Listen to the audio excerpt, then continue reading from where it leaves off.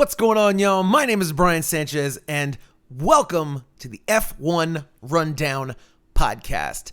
The news, events, excitement around the first race of the year has prompted me to accelerate the timeline and introduce a video format of the podcast because things are happening in the F1 world that I cannot explain.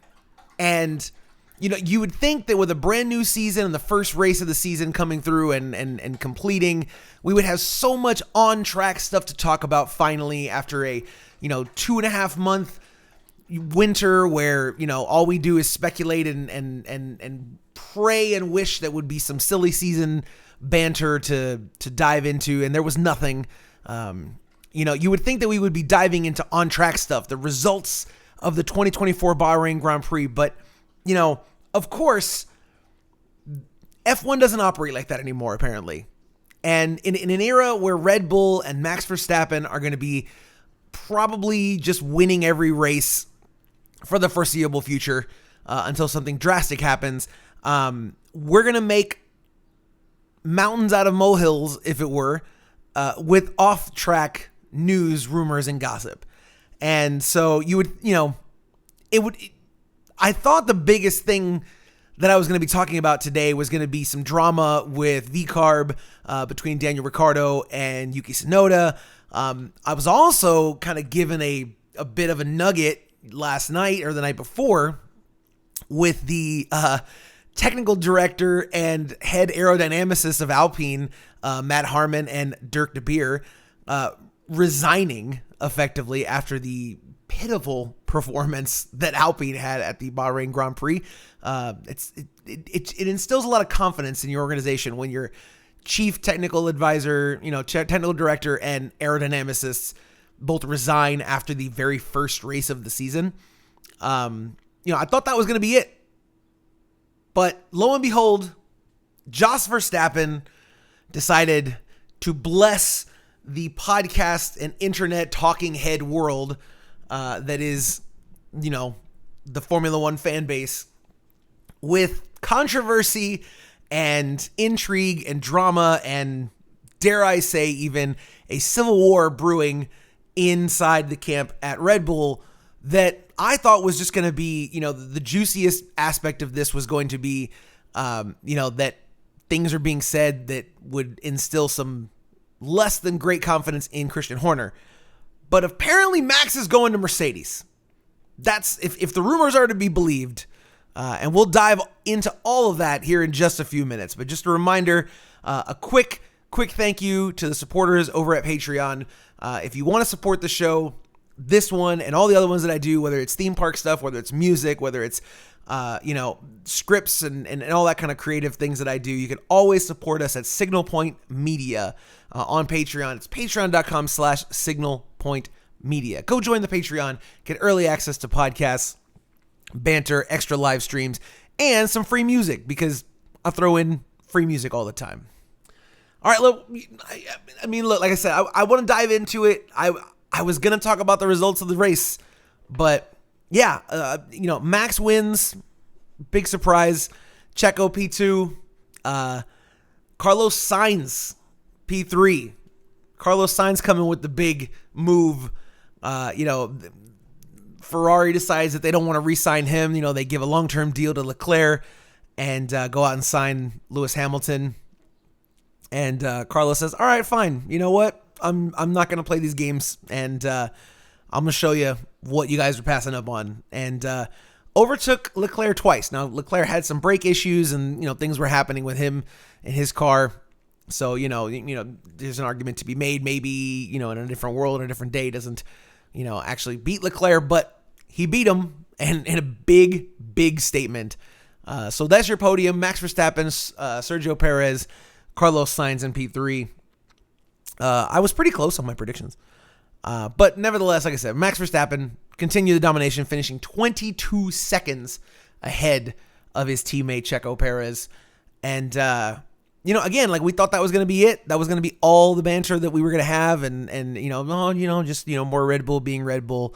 Before the race started, there had been news that the investigation into inappropriate behavior between Red Bull chief Christian Horner and a female member of the team, text messages apparently that had been exchanged and sent unsolicitedly and all that kind of stuff. There's a whole lot of rumors and gossip about what was actually done, but there was an investigation that was done, and at the end of it basically said all parties are settled and everything. The matter is taken care of internally. No further action is required.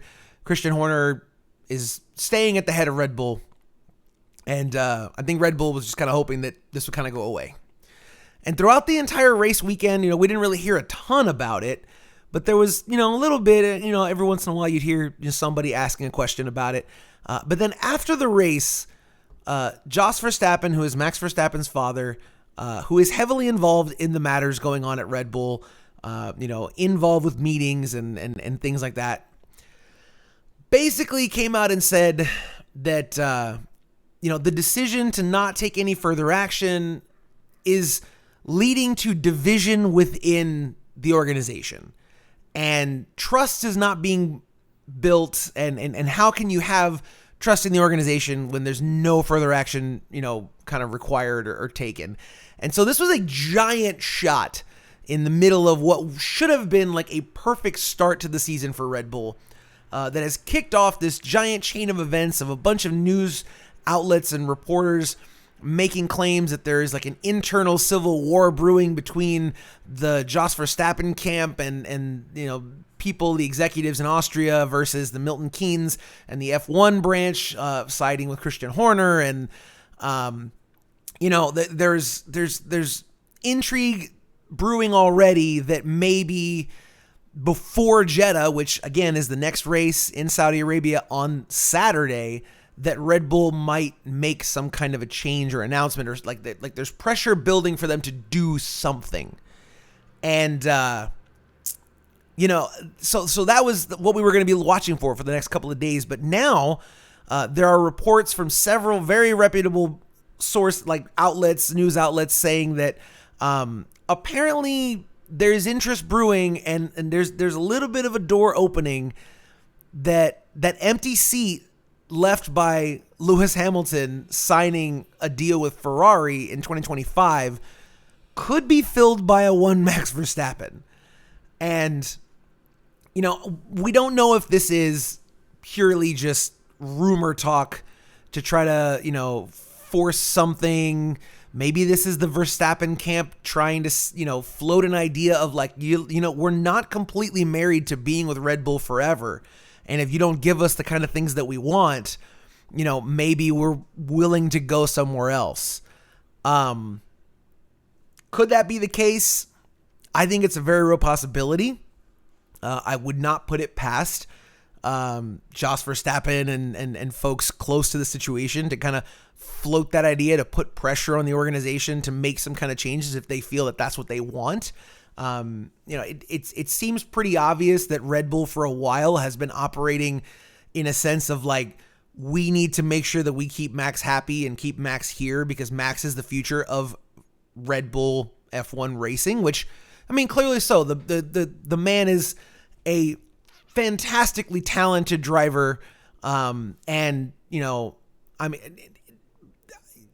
Anyone you'd say would probably be fairly quick in that Red Bull, but clearly not anyone can put it on the top step every single week in and week out. Checo is not having that much success, so it's not just anyone can drive that car. Like, you do have to be able to handle that car, to manage that car, and it seems that it seems to be tailor-made for Max to be able to get the most out of that car.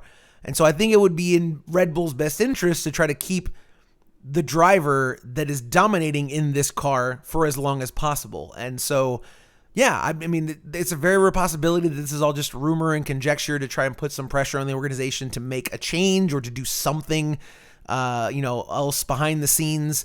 So, we shall see. I think with the amount of rumors and the amount of talk and the amount of pressure building within, this organization, the pressure to want to keep this thing intact and to not have it go completely, down the tubes is going to be huge. This is a team that is dominating in a way that we have never seen before. I mean, yes, you had Mercedes for what seems like a decade being the top of the tables, but every year they were being closely contested by another team, whether it was Red Bull, whether it was Ferrari. And over the last couple of years, there's no one who's been anywhere close to challenging Max and the Red Bull. It's just nowhere near. And it's not even coming from internally in a teammate situation.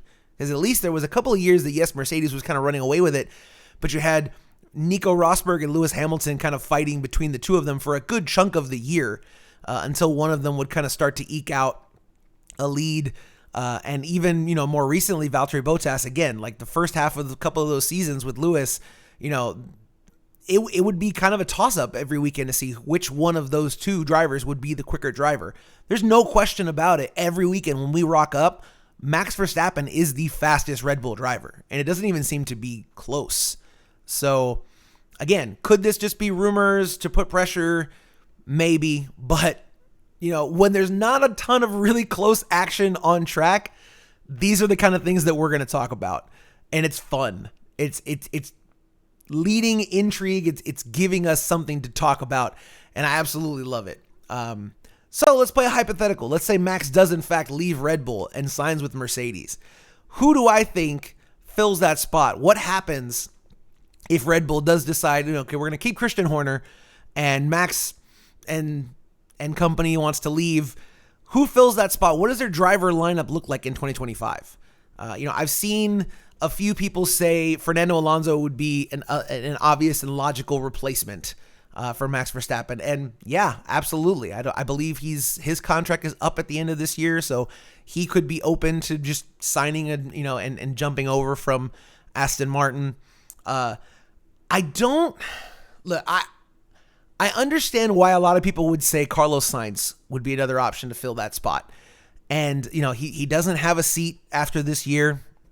And so it would just make all the sense in the world for them to go out and try to sign Carlos Sainz. But as much as every driver I think would want to drive that Red Bull, I do believe that Carlos Sainz is destined to end up at what will eventually be Audi, which is currently Steak Sauber and the seats that are currently occupied by Valtteri Bottas and Zhou Guanyu. I think Valtteri Bottas probably gets the boot there at some point or decides to step away. And I think the pressure or the focus is to try to sign Carlos Sainz to be the number one driver at a works Audi outfit come 2026. And so, I could be wrong, and definitely Carlos Sainz could, signing to drive that Red Bull, I think every driver, would hit the reset button on all of their plans to try to get behind the wheel of that car, because it is clearly the fastest car on the grid. And so the desire to drive the fastest car on the grid is huge with every single driver. So, but I think ultimately he ends up at what will eventually be Audi. So I don't think that is going to happen, and that's not what I would probably do. In all honesty, I think the most likely scenario, if there is a complete reset, I don't know if Checo ends up staying regardless of whether Max is here. I mean, I would love to see Checo stay and fill one of those spots, but I think the wheels have been in motion for a long time to have Daniel Ricciardo fill that spot. And so if Max ends up leaving, I do think the quickest and easiest way to gain as much momentum and goodwill from your fan base, letting Max out the door, is to bring Danny Rick back to Red Bull. Regardless of what he's doing on track, Danny Rick sells merch. He garners interest on social media, and it's a bit of a PR move, just on the surface of it, a really good PR move to bring him back into that seat. And then you take into account the fact that he is a very, very talented driver and could potentially be a bridge gap into something later on that's a younger driver coming up through the ranks, someone from F2, whether that's, Yuki Tsunoda or whether that's, somebody else. I mean, like I could see if they end up with an empty spot there that they weren't expecting, Danny Rick, I think, fills that spot. Because I also do think that Danny Rick eventually, if Checo loses his spot, which we talked about last week in the preview episode of the Bahrain Grand Prix, that Danny Rick ends up taking that spot. So I think ultimately, if one of those drivers ends up leaving, regardless of how it happens, I think Danny Rick takes that spot. But we shall see. Again, every single driver, I think, on the grid would jump at the opportunity to get into the Red Bull. I think very, very few. Maybe not Leclerc, because I think he's long-term committed to being at Ferrari. I think potentially, obviously Lewis has already gotten a deal done with Ferrari, but I think given the opportunity, maybe he would have jumped over to Red Bull, which would be even more mind-boggling than seeing him, with Ferrari, but to see him in the Red Bull. But, with the competitive landscape being what it is recently, I think anyone would jump at the opportunity to get into that Red Bull. But we shall see. Craziness happening inside Red Bull. So, we don't know if Christian Horner is going to remain the team principal there. Apparently Max could be on his way out. Again, I think it's more of a news headline tactic to try to put pressure on the organization to do something about Christian Horner. If that is what Max and his camp want, is a change for whatever reason, maybe they want more influence, behind the scenes, and they don't feel they have a loud enough voice with Christian Horner being the one there. Maybe that's the move. This is how Formula One works. It's not always just about your on-track performance. To be honest with you, it's fairly rarely just about your on-track performance. 90% of the time, I feel like it's political and your influence and the kind of sponsorship money that you can garner. This feels like Max Verstappen flexing their muscles, pushing for a little bit more control in what's going on, which is wild because it seems like they already have the most control that they could possibly have. But yeah, outside of that, there was a race this weekend. It wasn't a very close one. It wasn't a super exciting one, but there were a few moments, there were a few things that happened throughout the race that, we'll recap here. Number one, again, like I said, Max Verstappen, 22 seconds ahead of his closest rival, which was his teammate by the end of the race. Meh. And then we touched about it a little bit at the beginning. Carlos Sainz, started behind his teammate, and everyone kind of expected Leclerc to be the Ferrari that was challenging the Red Bulls, but it turned out to be Carlos Sainz pushing towards the end of the race that was able to keep the pressure on. And again, it's been widely reported, and Leclerc said it in the post-race press conferences, and you could hear it on the radio, that he was having issues with brake balances from the beginning of the race. And it kind of sorted itself out a little bit towards the end, but he was still locking up pretty much every time going into turn 10. I think turn 8 as well. I think he was saying he was having some brake balance issues, but essentially with those kind of issues, he was never going to be able to put in competitive lap times every single time around. And, so it kind of compromised his race, but still ended up P4, which, is very impressive considering. And then you had, George Russell and the McLarens and Lewis Hamilton kind of fighting for 5, 6, 7, and 8 there. The McLarens looked pretty strong. Still got a little ways to go, but they're definitely improving. They're on the pace. And the Mercedes looked a lot better. They said it was, feeling a little bit more balanced, but they were having overheating issues pretty much from the jump.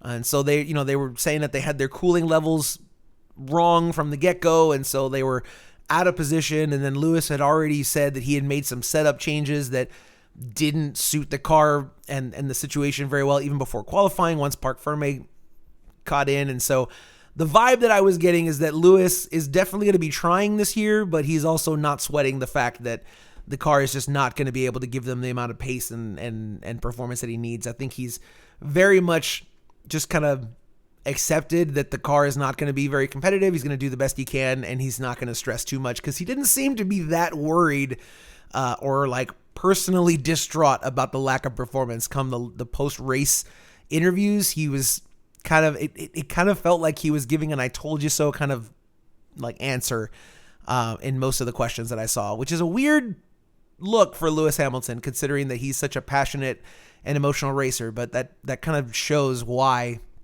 he decided to make the change over to Ferrari. And then of course you had some pretty predictable stuff here. The Aston Martins were next, and then you had Sauber and Haas actually, again, not in the points, but a fairly respectable, P12 from Kevin Magnussen, and then you had the Daniel Ricciardo Yuki Tsunoda thing. And this is the thing that I thought was going to be the biggest off-track drama coming, out of the race.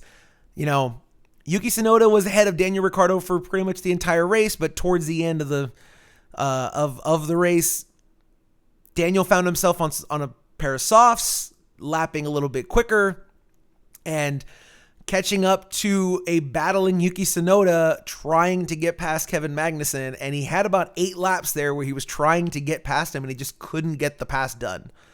And like we've seen many, many a time, VCARB decided to do a team orders order and tell Yuki to let Daniel through. And it really, really seemed like it came out of nowhere to Yuki, and he took it very, very personally.